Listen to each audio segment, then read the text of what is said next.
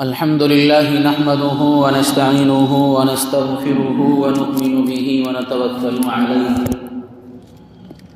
ونعوذ بالله من شرور أنفسنا ومن سيئات أعمالنا من يهده الله فلا مضل له ومن يضلل فلا هادي له ونشهد أن لا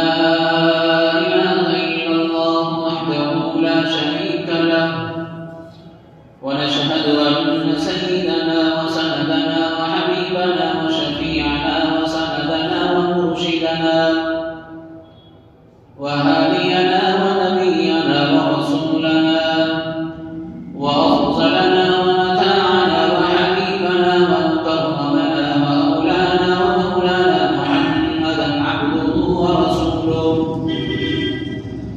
لا رسول بعده ولا رسالة بعده لا نبي بعده ولا نبوة بعده أرسله الله بالحق بشيرا ونذيرا وداعيا إلى الله بإذنه وسراجا منيرا وصلى الله تعالى عليه وعلى آله وأصحابه وأزواجه وذرياته وأهل بيته أجمعين وسلم تسليما كثيرا أما بعد فأعوذ بالله من الشيطان الرجيم بسم الله الرحمن الرحيم يا أيها الرسول بلغ ما أنزل إليك من ربك وإن لم تفعل فما بلغت رسالته والله يعصمك من الناس إن الله لا يهدي القوم الكافرين صدق الله العظيم وقال النبي صلى الله تعالى عليه وسلم لا يؤمن أحدكم حتى أكون أحب إليه من والده وولده والناس أجمعين أو كما قال صلى الله عليه وسلم يا رب صل وسلم دائما أبدا على حبيبك خير الخلق كلهم درود شریف پڑھ لیجیے اللهم صل على محمد النبي الأمي وعلى آله وسلم تسليما كثيرا نبی آتے رہے آخر میں نبیوں کے امام آئے وہ دنیا میں خدا کا لے کر آخری بیان آئے جھکانے آئے جمی بندوں کی اللہ کے در پہ وہ سکھانے آدمی کو آدمی کا احترام آئے وہ جب آئے دنیا میں تو عظمت بڑھ رہی انسانوں کی وہ جب آئے تو بندوں کو فرشتوں کے سلام آئے وہ ہے بے شک بشر لیکن تشہد میں اذانوں میں وہ ہے بے شک بشر لیکن تشہد میں اذانوں میں جہاں دیکھو خدا کے بعد ان کا نام آئے بروز حشر جب نفسا نفسی کا سما ہوگا بروز حشر جب نفسا نفسی کا سما ہوگا وہاں وہ کام آئیں گے جہاں کوئی نہ کام آئے گا صلی اللہ علیہ وسلم بلغ العلا بکمالہ کشف الدجى بجمالہ حسنت جمیع خصالہ صلوا علیہ وآلہ کروڑوں درود و سلام ہو تاجدار مدینہ امام الانبیاء جناب محمد رسول اللہ صلی اللہ تعالی علیہ وسلم پر اور ان کی آل پر آل اولاد پر جناب رسول اللہ صلی اللہ علیہ وسلم سے محبت و عقیدت ہمارا بنیادی فریضہ ہے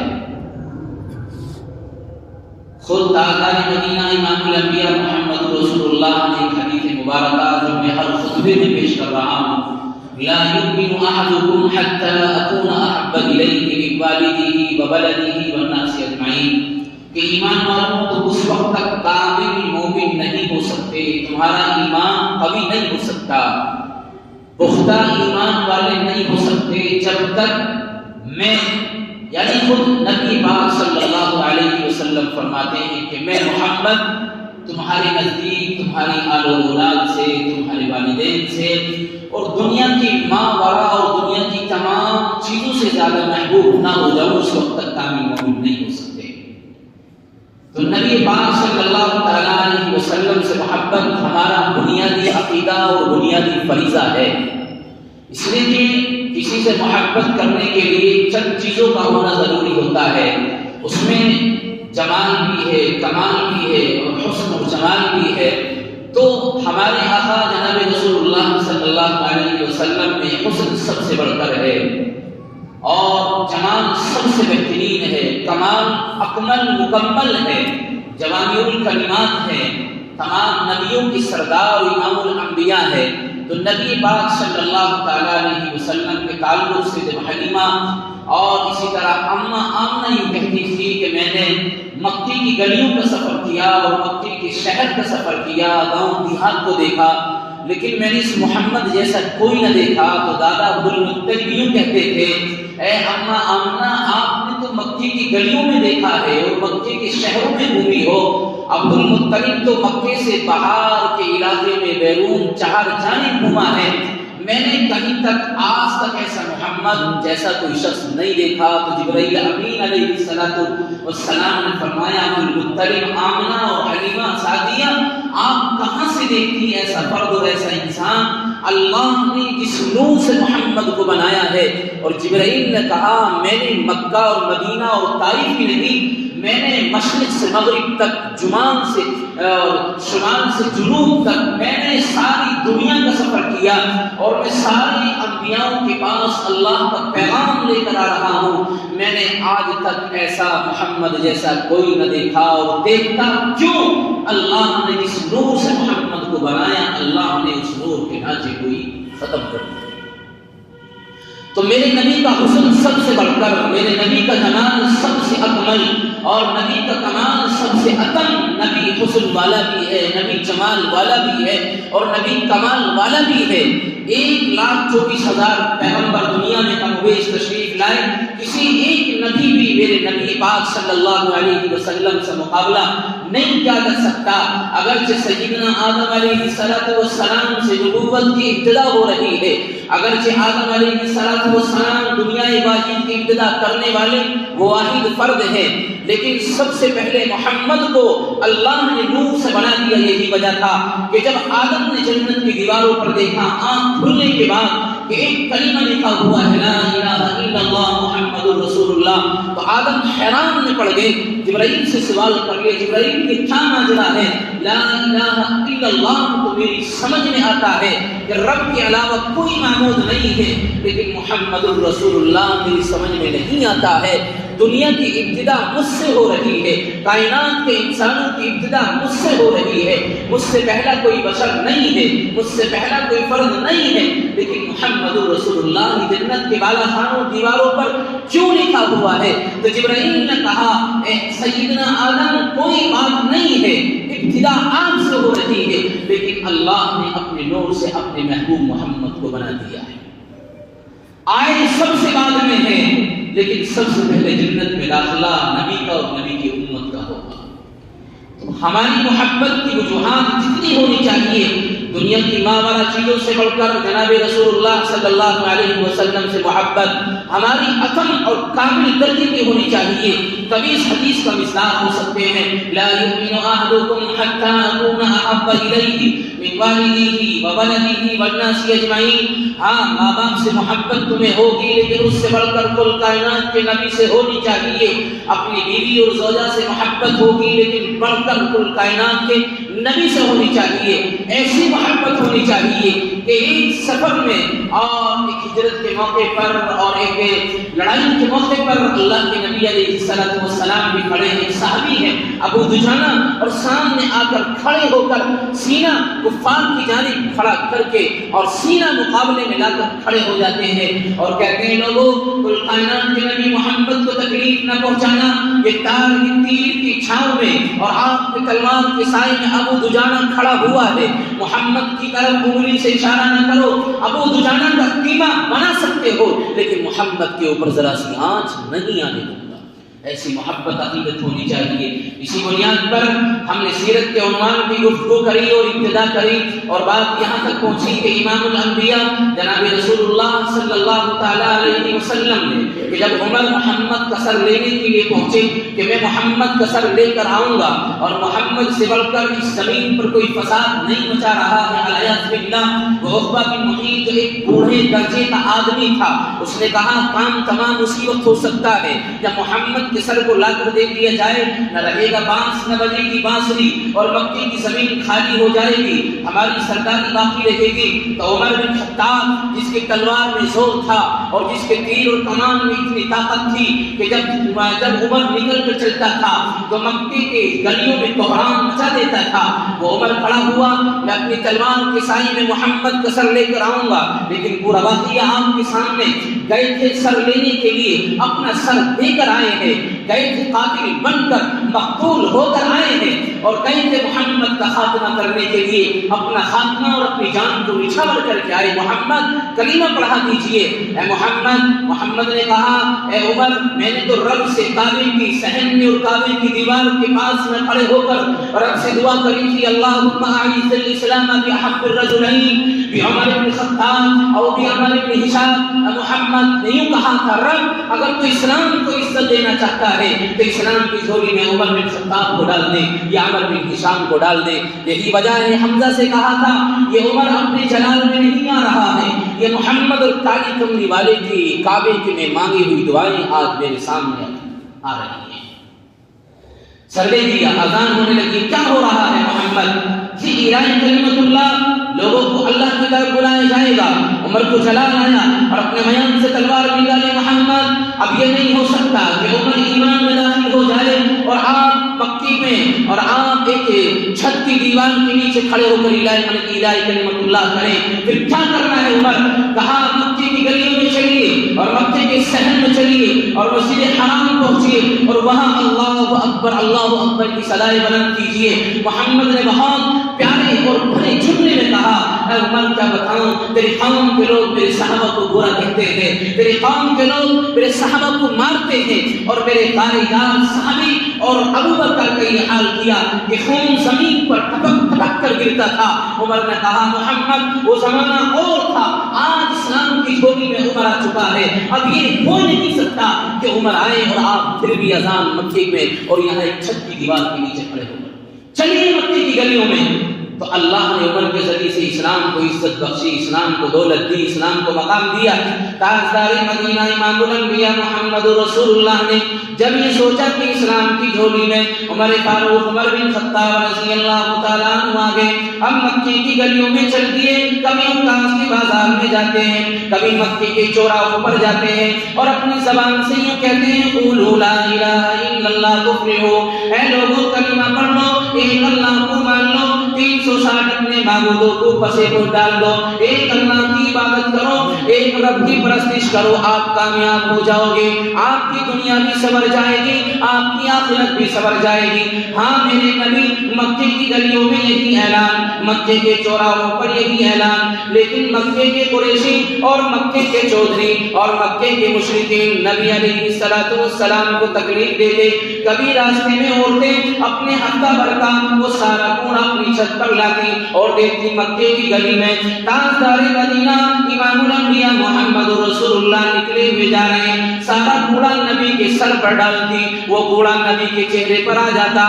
قربان جائیے نبی کے اس چہرے پر جو اللہ نے معراج کی رات میں محمد کے چہرے کو بلایا اور اپنے قریب کیا، اتنا قریب کیا، قرآن کہتا ہے فَكَانَ قَابَ قَوْسَيْنِ أَوْ أَدْنَىٰ، محمد میرے اتنے قریب ہوئے کہ 3 اور کمان کے جو درمیان فاصلہ رہتا ہے، رب نے محمد کو اپنے پاس بلایا اور 70,000 نوری فرشتے اور 70,000 نوری پردے ہٹائے۔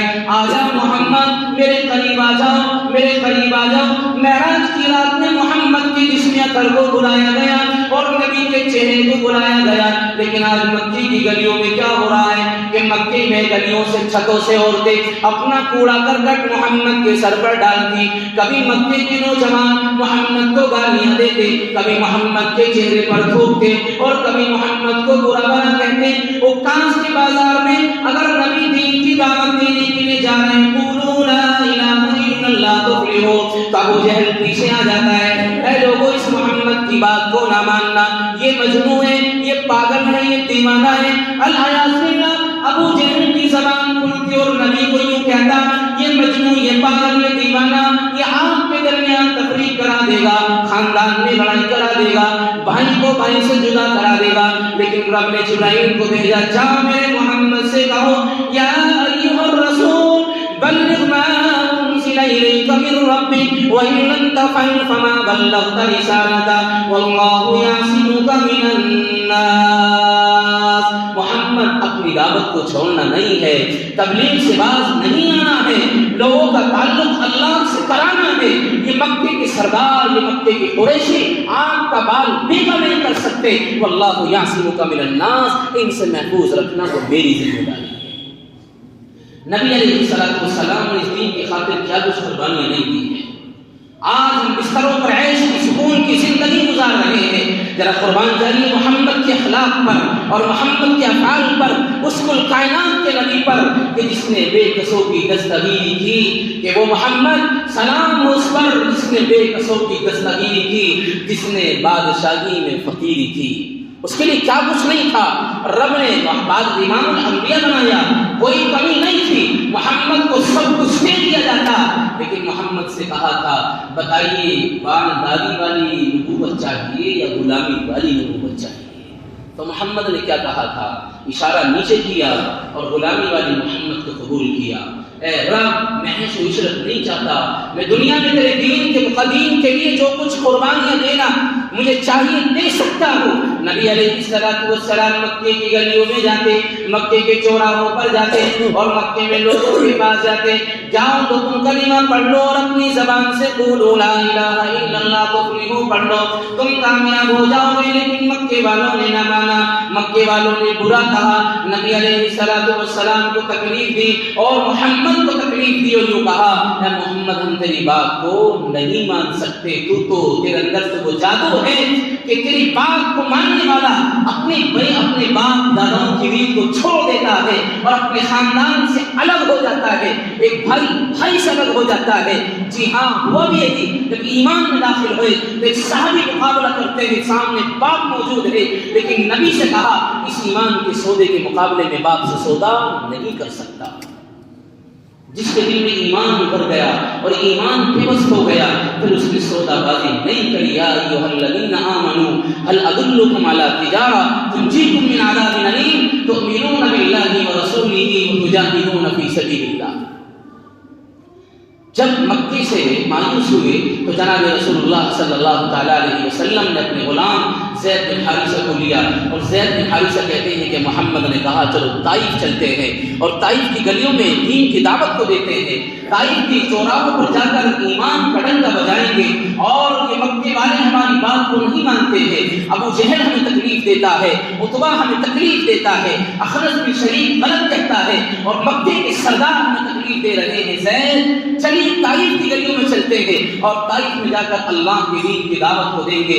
اللہ اکبر. طائف کا میدان اور طائف کی گلیاں آج اس بات کی شہادت دیتی ہے کہ طائف کی گلی گلی میں مٹی میں نبی کا خون شامل ہے, اور نبی نے اس دین کی دعوت کے لیے سب کچھ قربانی دی, لیکن نبی نے سودا بازی نہیں کری. آج 2 ٹکے ہمارے سامنے آ جائیں ایمان کو بیچ دیتے ہیں, آج ذرا سا ہمارے سامنے مال آ جائے اپنے زمین کا سودا کر لیتے ہیں, ایمان کو ختم کر دیتے ہیں اس دنیا کے لالچ میں. لیکن آئیے نبی علیہ السلام کے اعمال کو پڑھیے, نبی علیہ السلام کے اخلاق کو پڑھیے. وہ نبی کہ جس امت کے لیے رہبر اور رہنما بنا کر بھیجا گیا, اور امت کے لیے نہیں, انسان ہی نہیں, جناتوں کے لیے اور جانوروں کے لیے, جانوروں کے لیے, پرندوں کے لیے اللہ نے ایسا نبی بنا کر بھیجا. قل یا ایھا الناس انی رسول اللہ الیکم جمیعا. اے محمد تجھے تو ساری کائنات کی طرف امام الانبیاء اور تجھے پیغمبر بنا کر بھیجا گیا ہے. تو طائف کی گلیوں میں پہنچے زید بن حارثہ خود بیان کرتے ہیں کہ امام الانبیاء جناب رسول اللہ صلی اللہ تعالیٰ علیہ وسلم طائف کے سردار اور طائف کی گلیوں میں پہنچے. طائف والوں کو اکٹھا کیا. لوگوں قولوا لا الہ الا اللہ تفلحوا، میرا ایک ہی کلمہ، میری ایک ہی قرآن، میرا ایک ہی طبیعت کی براس اور ایک ہی طبیعت کی بات کہ تم کلمہ پڑھ لو کامیاب ہو جاؤ گے. تو طائف کی گلیوں میں اور طائف کے لوگوں نے اپنی زبان کھولو یوں کہا اے محمد ہم آپ کو نہیں جانتے، ہم آپ کی بات پر ایمان نہیں لا سکتے. ہاں ایک بات ہے، آپ ہمارے سرداروں سے مل لیجئے، آپ ہمارے بڑے لوگوں سے مل لیجئے جو طائف کے 3 بڑے سردار. کہا کون؟ عبد یعلئی. کہا کون؟ حبیب بن عمر. کہا کون؟ کہ مسعود. یہ 3 طائف کے بڑے سردار عبد یعلئی اور مسعود اور حبیب بن عمر. جناب رسول اللہ صلی اللہ تعالیٰ علیہ وسلم نے طائف والوں سے پوچھا بتائیے عبد یعلئی کہاں رہتا ہے، ہم سب سے پہلے اس کے پاس جائیں اور سردار کو ایمان کی دعوت دیں اور اسلام کا اس کو تعارف کرائیں. تو لوگوں نے ان کا تعارف کرایا اور لوگوں نے پتہ بتا دیا. امام الانبیاء جناب رسول اللہ صلی اللہ علیہ وسلم اپنے قدموں سے اور اپنے پاؤں مبارک سے زید بن حارثہ کو ساتھ لے کر جا رہے ہیں عبد یعلئی کے پاس. عبد یعلئی کے پاس پہنچے. کہا قولوا لا الہ الا اللہ تفلحوا. تو جواب سنیے طائف کے سردار کا، سب سے پہلا سردار جس کے پاس محمد نے دین کی دعوت دی، یوں کہا کہ محمد میں آپ کو نہیں جانتا، میں آپ پر ایمان نہیں لا سکتا، میرا آپ سے کوئی تعلق نہیں ہے. عبد یعلئی نے جب بات نہ مانی تو مسعود کے پاس پہنچے. اللہ کے نبی صلی اللہ تعالیٰ علیہ وسلم اور مسعود کو کہا قولوا لا الہ الا اللہ تفلحوا. تو مسعود نے کہا کہ اگر آپ دنیا میں نبی بن کر آتے اللہ کی طرف سے تو دنیا تو نبی در در میں نہیں بھٹکتا ہے اور نبی گلیوں میں نہیں گھومتا ہے. تمہارے لیے ساری چیزیں وہی حاضر ہو جاتی، آپ در در بھٹک رہے ہیں، آپ نبی نہیں ہیں. اور مسعود نے یوں کہا اللہ کو آپ کے علاوہ کوئی اور نبی بنانے کو نہیں ملا تھا. مکے کے چودھری اور مکے کے بڑے سردار نام لے کر کہتا ہے فلاں اور فلاں اور فلاں، ان کو اللہ نبی اور پیغمبر بنا دیتا. آپ ایک کمزور آدمی، آپ کو نبی بنایا، آپ کے علاوہ کوئی اور نبی نہ ملا اللہ کو بنانے کے لیے. نبی علیہ السلام مایوس ہوئے. آپ پہنچتے ہیں حبیب بن عمر کے پاس. کہا قولوا لا الہ الا اللہ تفلحوا، کلمہ پڑھ لو، ایک اللہ کو مان لو، کامیاب ہو جاؤ گے. تو یوں کہا اگر تو سچا نبی ہے تو تیری بات میرے دل میں خود اتر جائے گی، مجھے تجھ سے کوئی بحث اور تجھ سے کوئی بات نہیں کرنی ہے. سچا نبی اگر ہے تو تجھے میرے پاس آنے کی ضرورت نہیں تھی، میں تیری بات کو وہی مان لیتا. اور یہ کہہ کر ڈال دیا. تاجدار مدینہ امام الانبیاء محمد رسول اللہ نے زید بن حارثہ جو غلام تھے اور اللہ کے نبی علیہ السلام کے پاس رہتے تھے، ان کو اپنے پاس بلایا اور قریب کیا کہ عبد یعلئی کے پاس پہنچے، انکار کر دیا. حبیب بن عمر کے پاس پہنچے، ایمان کو قبول نہ کیا. اور مسعود کے پاس پہنچے، ایمان کو ٹھکرا دیا. زید بن حارثہ مایوس مت ہونا، ہم اللہ کے دین کو اور اللہ کے کلمے کو لے کر آئے ہیں، اللہ رب ہماری مدد فرمائے گا. چلو ان سرداروں کو چھوڑ دو، طائف کی گلیوں میں چلتے ہیں اور طائف کے چوراہوں پر چلتے ہیں. اللہ اکبر، قربان جائیں امام الانبیاء تاجدار مدینہ کے قدم مبارک پر کہ جو طائف کی گلیوں میں چلے اور طائف کے چوراہوں پر چلے اور لوگوں سے کہا قولوا لا الہ الا اللہ تفلحوا، لیکن بات کو نہ مانا، انکار کر دیا. نبی تو مکہ چھوڑ کر طائف اس لیے آئے تھے کہ مکے کے لوگ بڑے سخت ہیں. ابو جہل تکلیف پہنچاتا ہے، کبھی اخنس بن شریف برا کہتا ہے، میری بات کو نہیں مانتا. چلو طائف کے لوگ نرم نظر آتے ہیں، طائف میں ایمان کی دعوت دیں گے، اسلام کا پرچم لہرائیں گے. لیکن کیا ہوا؟ طائف والوں نے انکار کر دیا اور محمد سے یوں کہا محمد ہم تجھے نہیں جانتے، تیری بات کو نہیں مانیں گے. لیکن طائف کی گلیوں میں اور طائف کے چوراہوں میں محمد نے پھر بھی دین کی دعوت دی اور دین کے پیغام کو پہنچایا. لیکن جب سردار کو یہ خبر ہوئی کہ محمد ابھی طائف کی گلیوں سے نہیں نکلا ہے اور دین کا پیغام نہیں دے رہا ہے، طائف کے جوانوں کو بلایا اور یوں کہا آپ کے ہاتھ میں آج سب کچھ دیا جاتا ہے. یہ محمد، یہ پاگل مجنون دیوانہ الیاذ باللہ، جو سردار نے اپنی زبان کھول کر کہا اے طائف کے جوانوں، اس محمد کو تکلیف جتنی دینی ہے دے دیجیے تاکہ طائف کا میدان چھوڑ کر چلا جائے.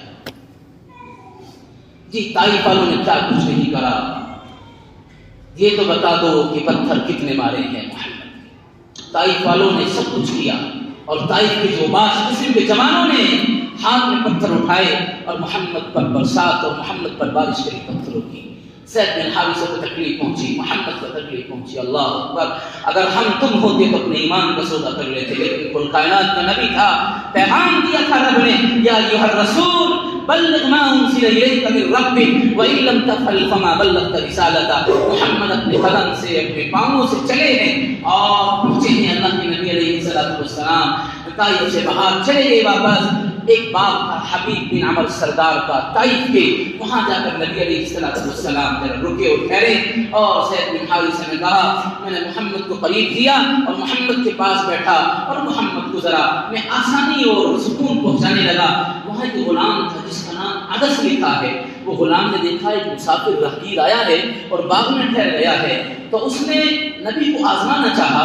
عدس جو غلام تھا حبیب بن عمر سردار کا، اس نے ایک پلیٹ لی رکا ملی اور انگور کا یہ باغ تھا، انگور رکھے اور محمد کے سامنے رکھ دیے۔ ایک مسافر سمجھ کر، غریب سمجھ کر کہ راہگیر ہے، ذرا پریشان نظر آ رہا ہے، اپنا پیٹ بھر لے گا، کوئی اور ساز و سامان نظر نہیں آتا ہے۔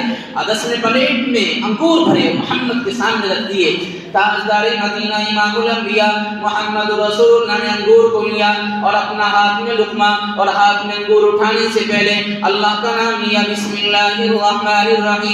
تو عدس یہ سارا ماجرا دیکھ رہا تھا، حبیب بن عمر کا یہ خادم، حبیب بن عمر کا یہ نوکر، یہ غلام، جب اس نے دیکھا کہ کل کائنات کا نبی امام الانبیاء اپنی زبان کھولتا ہے اور انگور اٹھانے سے پہلے بسم اللہ الرحمن الرحیم پڑھتا ہے، تو فوراً محمد کے قریب آئے اور یہ کہا محمد آپ کون، کہاں سے آئے، آپ نے اپنی زبان سے کیا پڑھا، مجھے کوئی خبر نہیں، لیکن ایک نیا جملہ اور نیا کلمہ میرے سامنے آیا، محمد اپنا تعارف کرائیے اور اپنا نام بتائیے، آپ کون، کہاں سے آئے۔ تو زید بن حارثہ نے محمد کو یوں کہا محمد ذرا بتائیے، تو امام الانبیاء کالی کملی والے کی زبان کھول یوں کہا انا محمد، انا محمد، میں محمد ہوں اور اللہ نے مجھے نبی بنا کر بھیجا اور رسول بنا کر بھیجا۔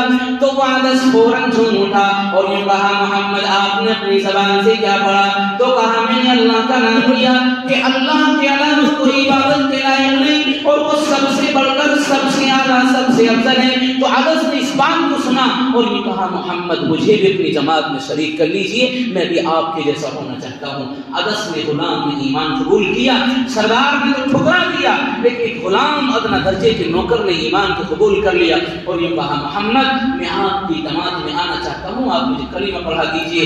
امام الانبیاء کی طرح طبیعت میں بشارت پیدا ہوا کہ غلام تو میرے قریب آیا اور کلمہ پڑھا دیا، اب ان سے سوال کرتے ہیں آپ کون؟ عدس نے کہا میں اسی سردار کے غلام ہوں کہ جس کو آپ دعوت دے کر آئے ہیں، حبیب بن عمر کو، اسی کا یہ باغ ہے اور اسی کا میں خادم ہوں، لیکن مجھے آپ کی بات اچھی لگی ہے، میں آپ کے قریب ہوا ہوں، بلکہ ایمان ابھی قبول نہیں کیا۔ عدس نے ایک سوال اور کیا تھا محمد رسول اللہ سے، محمد آپ کون؟ تو محمد نے سارا اپنا تعارف کرا دیا۔ پھر محمد نے ایمان میں داخل ہونے سے پہلے ان سے سوال کیا آپ اپنا تعارف کرائیے، تو عدس کہتے ہیں میں غلام ہوں حبیب بن عمر کا، اسی کا یہ باغ ہے۔ رہنے والے کہاں کے؟ کہ میں رہنے والا ہوں ایک شہر کا نام بتایا جہاں حضرت یونس علیہ السلام آئے تھے نبی بن کر، نینوا ایک شہر کا نام ہے، اس جگہ کا نام لیا عدس نے کہ میں نینوا کا رہنے والا۔ امام الانبیاء نے کہا اس زمین کے جہاں میرے بھائی یونس نبی بن کر آئے تھے، تو فوراً عدس حیرت میں پڑ گیا کہ محمد کو یہ کیسے پتا ہے کہ نبی بن کر آئے۔ عدس نے کہا آپ کو کیسے خبر ہے، آپ کے بھائی تھے؟ نبی علیہ السلام نے کہا ہاں یونس میرے بھائی تھے، وہ نبی بن کر آئے تھے وہاں کے لوگوں کے لیے۔ بس اس بات کی بنیاد پر عدس نے فوراً ایمان قبول کر لیا کہ واقعی یہ سچا آدمی ہے اور اس سے بڑھ کر مجھے کوئی نظر نہیں آ رہا، ایمان میں داخل ہوا۔ ادھر حبیب بن عمر سارا ماجرا دیکھ رہا ہے اور سارا پیغام پہنچ رہا ہے کہ میرا غلام ایمان میں داخل ہو گیا۔ حبیب بن عمر نے اپنے خادم نوکر کو بلایا اور عدس کو اپنے قریب کیا اور ایک تماچا رسید کیا اور یوں کہا تو کون ہے جو محمد کی بات کو، امام محمد کی بات کو سراتا ہے اور محمد کے قریب ہوتا ہے؟ اور حبیب بن عمر یوں کہنے لگا میں اپنی آنکھوں سے دیکھتا ہوں تو محمد کے کبھی پیشانی کا بوسہ دیتا ہے، کبھی محمد کے قریب ہوتا ہے اور محمد کے کے ساتھ لا الہ الا اللہ محمد رسول اللہ پڑھتا ہے، ابھی بنا برسن تکلیف پہنچائی اور یوں کہا حضرت تم ایمان میں داخل ہو گئے اور تم محمد کے پاس چلے گئے، آج سے ہمارا رابطہ آپ سے ختم، آج سے ہمارا تعلق آپ سے ختم، آپ سے ہمیں کوئی لینا دینا نہیں، آپ جاؤ محمد کے قریب جاؤ۔ اب محمد اکیلے ہیں اور ساتھ میں زید بن حارثہ اور عدس ایک غلام اور آ گئے ہیں۔ اب اللہ کے نبی صلی اللہ تعالیٰ علیہ وسلم دعوت دینے کے لیے طائف کی گلیوں میں اب دوبارہ جاتے ہیں، اور دوبارہ جانے پر جو انہوں نے تکلیف دی طائف والوں نے، اللہ اکبر، نبی علیہ السلام کو تکلیف دی، اس قدر مارا، اتنی تکلیف دی۔ زید بن حارثہ کو کہتے ہیں جب میں طائف سے نکل کر باہر کنارے پر ایک تالاب کے قریب محمد کو لایا اور میں محمد کی جوتی مبارک نکالنے لگا تو زید بن حارثہ اپنی آنکھوں سے آنسو نکال کر یہ کہتے ہیں محمد کا کوئی جرم نہیں تھا، اور محمد کا اپنا کوئی ذاتی کام نہیں تھا، بس ایک ہی جرم تھا، محمد یہ کہتا تھا لوگوں کلمہ پڑھ لو۔ زید بن حارثہ کہتے ہیں میں ندی اور تالاب کے کنارے محمد کو بٹھانے کے بعد ذرا جوتی نکالتا ہوں تو جوتی خون میں چپک جاتی ہے۔ یہ محمد کا حال ہے جو طائف والوں نے کرا، لیکن محمد نے اپنی ضمیر کا سودا نہ کیا، ایمان کا سودا نہ کیا۔ اور زید بن حارثہ کہتے ہیں کہ جسم پر کوئی حصہ محمد کے ایسا نہیں بچا ہوا تھا جہاں سے خون نہ جاری ہو، اور محمد کے جسم پر کپڑے خون میں تر ہے اور جوتیاں مبارک خون میں تر ہو گئی۔ زید بن حارثہ کہتے ہیں اور انس کہتے ہیں ہم نے اپنے کپڑے نکالے اور محمد کے چہرے کو صاف کیا، اے محمد یہ تو چہرہ وہ ہے جو رب نے اپنے یہاں معراج میں بلایا تھا، اس چہرے سے بڑھ کر کیا ہو سکتا ہے؟ طائف والوں نے انکار کر دیا، طائف والوں نے نہ مانا۔ اب اس کے بعد دعوت و تبلیغ کے پیغام کو محمد نے صحابہ کو حکم دیا حبشہ چلے جائیے، وہاں کا واقعہ آئندہ میں انشاءاللہ بیان کیا جائے گا۔ اللہ